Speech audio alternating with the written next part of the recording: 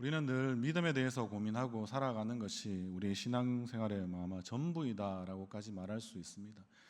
작년에도 구원에 이르는 믿음, 일명 구원하는 믿음에 대해서도 아마 말씀을 많이 전해드렸던 것 같은데, 우리가 그런 고민들이 생기는 지점들이 왜 있나 이런 생각들을 우리가 할 때마다 오늘 본문의 말씀 가운데 16절과 20절 말씀에 나오는 이런 내용들이 우리가 좀 깊이 한번 묵상해보고, 우리가 정말 예수 그리스도를 믿는 것이 무엇인지, 그리고 아니면 예수 그리스도의 믿음은 무엇인지 우리가 이것을 구분할 수 있는 지혜만 있다면 우리 가운데 이런 우리 믿음에 대한 모든 문제들이 좀 어떤 부분에서는 한 번에 어떤 실타래가 풀리지 않겠나라는 생각들을 하게 됩니다. 여러분들은 예수 그리스도를 믿는다, 일명 예수를 믿는다는 말과 예수 그리스도의 믿음이 어떤 차이가 있는지 혹시 한번 고민해 보신 적이 있으십니까? 그 믿음에는 예수 그리스도를 믿는 믿음이 있고 예수 그리스도의 믿음이 있다, 이렇게 좀 나눠 볼 수 있는 그런 분명한 지점들이 있기 때문에 그렇습니다. 우리 오늘 16절의 말씀, 16절의 말씀 가운데 초반부에 보면 오직 예수 그리스도를 믿음으로 말미암는 줄 우리가 알므로 우리도 그리스도 예수를 믿나니, 이렇게 되어 있습니다. 그런데 여기에서 예수 그리스도를 믿음으로 말미암는 줄 안다라고 이렇게 이야기할 때 바울이 진짜 이야기하고 싶었던 것은 이것은 예수 그리스도의 믿음으로 말미암는 줄 안다라고 이야기하는 것입니다. 다른 말로 하면 우리의 구원의 시작은 우리가 에베소서 2장 8절 말씀에 늘 기억하는 것처럼 너희는 그 은혜로 말미암아 믿음으로 구원을 받았으니 이것이 너희에게서 난 것이 아니요 하나님의 선물이라고 말하고 있기 때문에 그렇습니다. 여러분들 이 말씀 가운데 그러면 하나님의 선물은 구원밖에 없는 것입니까? 아닙니다. 은혜도 결국엔 하나님의 선물인 거고, 그 은혜가 시작점이 되어서 우리에게 믿음을 통하여서 우리가 구원을 받았기 때문에 우리에게는 어떤 의미에서는 우리가 구원만 선물이 아니라 우리의 믿음도 선물이고, 그거는 은혜로 시작되었다라는 것을 우리는 잘 기억할 수 있어야 합니다.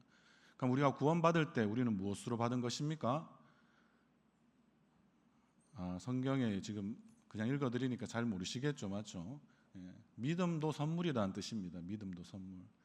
여러분들 믿음이 선물인 거 아십니까? 내가 믿고 있으니까 믿음이 마치 내 것이 됐냐, 혹시 그렇게 여러분들 자랑하시는 것, 간증하시는 것까지는 좋은데 착각하시면 안 될 것 같습니다. 그럼 우리가 지금 받고 있는 구원을 통하여서 최종적으로 우리가 받는 것은 무엇입니까? 죄사함도 선물이죠. 그리고 또 뭐 있습니까? 죄사함을 받았으니까 우리는 주님과 함께 할 수 있는 그런 영원함이 보장되어 있으니까, 그러면 우리의 삶에는 뭐가 있습니까? 그것을 영원한 생명이 함께한다, 영생이 우리에게 주어져 있다 하는데, 우리는 때로는 영생도 선물이고 죄사함도 선물이고, 그래서 우리의 구원은 선물이라는 것을 너무나 잘 알고 있지만, 여러분들은 이 믿음이 내가 믿어서 마치 구원에 이른 것처럼 생각하는, 그래서 구원에 이르는 믿음이라고 이야기하면 우리는 예수를 믿는 믿음으로만 한정시켜서 이해하고 있기 때문에 그렇습니다. 그래서 오늘 이 성경에도 예수 그리스도를 믿는 믿음으로라고 해석하지 않고, 또 하나의 방법은 이것은 헬라어 문장 구조상 예수 그리스도의 믿음으로 충분히 읽어낼 수 있는 부분이거든요.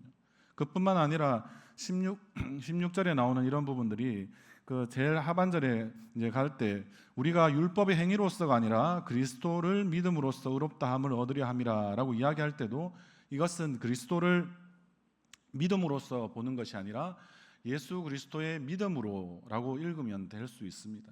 그것뿐만이 아닙니다.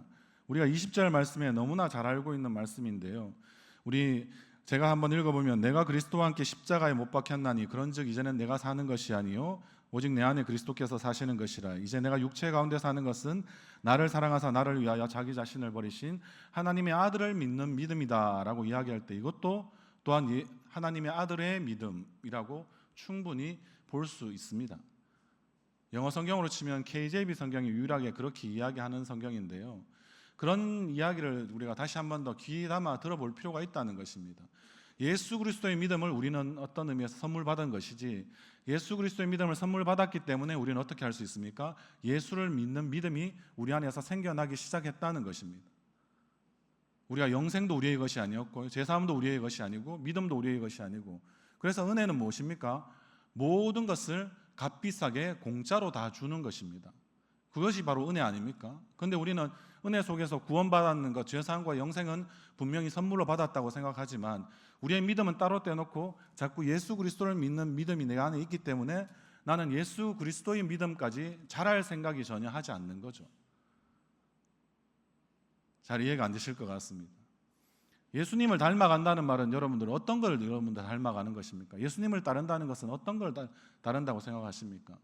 우리가 제자로서의 늘 삶들을 강조할 때 예수님의 우리는 믿음이 결국에는 어떻게 될 것 같습니까? 그 믿음이 우리에게 선물로 와서 예수 그리스도를 믿는 믿음이 되었으면 예수 그리스도를 날마다 따라가는 우리에게는 어떤 믿음이 주어질까요? 어떤 믿음이 주어지겠습니까? 예수 그리스도의 믿음이 주어지는 것입니다. 그게 완전하고 완성형의 단계라고 지금 믿음에 대해서는 충분히 나눠서 우리는 생각해 볼 필요가 있습니다. 우리는 구원의 여정도 어떤 의미에서는 그와 같은 비슷한 방식으로 설명하고 있기 때문에 그렇습니다. 예수 그리스도의 믿음이 있으면 어떻게 될까요? 궁금하시죠? 맞죠? 복음서에서 예수님이 어떤 일들을 하시냐면 물과 관련돼서 두 가지 놀라운 이적을 행하시는데요.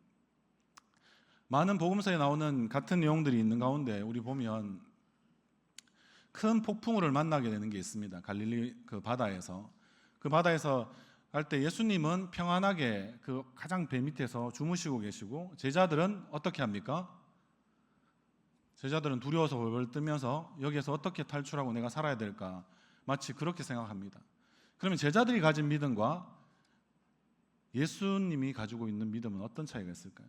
제가 앞에서 말씀드린 대로 예수님이시니까 당연히 예수 그리스도의 믿음을 가지셨겠죠. 그럼 제자들은 어떤 믿음을 가졌을까요?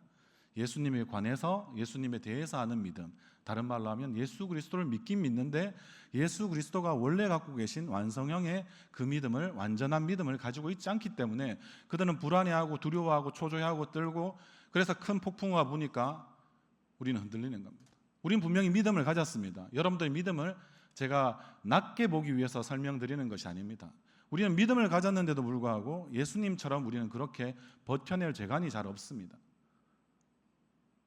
그러나 우리 스스로가 지금 흔들리는 믿음 가운데 있다고 해도 믿음이 있는 것은 분명합니다. 그러니까 구원의 확신보다는 일단은 믿음의 확신을 가지시는 것은 성경이 우리에게 분명히 이야기해 주고 있는 바입니다. 그러나 거기에서 머물지 마라 라고 지금 우리에게 계속해서 강력하게 사도 바울은 권면하고 있는 것입니다. 우리는 결국에는 예수 그리스도의 믿음으로 향하여 가게 되어 있다라는 것이죠. 예수님을 따라가고 예수님을 닮아가는 모든 인생들 가운데는 예수 그리스도의 믿음이 반드시 최종적으로는 주어지게 되기 때문에 그렇습니다. 그래서 우리는 자꾸 이런 것들을 이제 더 쉽게 마치 이야기하면 우리는 또 나누는 걸 좋아하니까 작은 믿음이 있고 성경에는 적은 믿음, 작은 믿음이라고 이야기하고 왜 그 큰 믿음을 가지지 못하느냐, 우리가 그렇게 생각하는데 그것은 너무 우리가 생각하는 방식에 마치 어떤 수치화되어 놓고 뭐 크기의 어떤 보면 작고 크고를 우리는 좀 좋아하지 않습니까? 뭐 작은 교회보다 큰 교회가 좋고 이렇게 마치 이야기하는 것처럼 작은 믿음보다 큰 믿음이 좋은 것이다 이렇게 이야기하는데, 그런 의미에서 제가 예수 그리스도를 믿는 믿음과 그리고 예수 그리스도의 믿음을 구분하자고 말씀드리는 것은 아닙니다. 이것은 어떤 의미에서는 철저히 질적인 변화가 우리 가운데 일어난다고 이야기할 수 있습니다. 믿는 것은 어디에서 일어납니까? 산을 옮길 만한 믿음은 어떤 믿음일까요? 예수 그리스도의 믿음입니다. 우리의 삶에서 계속 믿음이 있지만 우리가 현실을 이겨내지 못하고 있는 그런 많은 모습들은 우리는 예수 그리스도를 믿고 있지만 예수 그리스도의 믿음을 아직은 가지지 못한 상태라는 것을 우리에게 분명히 보여주는 것이 우리의 삶에 어떤 의미에서는 실존적인 두려움과 우리는 어떤 의미에서는 흔들림이 있다라는 것입니다. 그래서 내가 흔들리니까, 또 때로는 흔들린 가운데 내가 넘어졌으니까 나는 믿음 없어 라고 스스로 여러분들을 평가하지 마십시오. 성경은 그렇게 말하고 있지 않기 때문에 그렇습니다. 여전히 흔들리지만 우리의 믿음은 어디를 향해서 가는 것입니까? 예수 그리스도의 믿음으로 향해서 나아가고 있는 것입니다. 여러분들 그 믿음을 계속해서 소유하기를 원하고 갈망하고 그렇게 예수님을 따라간다면 우리의 삶에는 결국에는 예수 그리스도의 믿음으로 우리는 완성형으로 바뀌어 나아갈 것입니다. 그때 비로소 우리는 주님이 완전하시고 우리도 완전하게 만드시는 것을 소망하는 가운데 우리의 이 믿음의 여정들을 끝내지 않고 끝까지 우리는 정진할 수 있는 믿음이 있기를 바랍니다.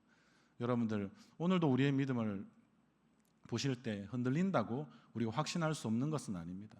믿음의 확신을 가지시고 끊임없이 예수 그리스도의 믿음을 닮아가고 예수 그리스도의 믿음이 온전히 나의 것 되는 것을 소망하면서 그렇게 우리에게 주어진 그런 현실의 어려움들을 겪어 나가실 때마다 더 큰 소망과 열망을 가지고 우리는 무엇을 바라고 소원해야 될까요?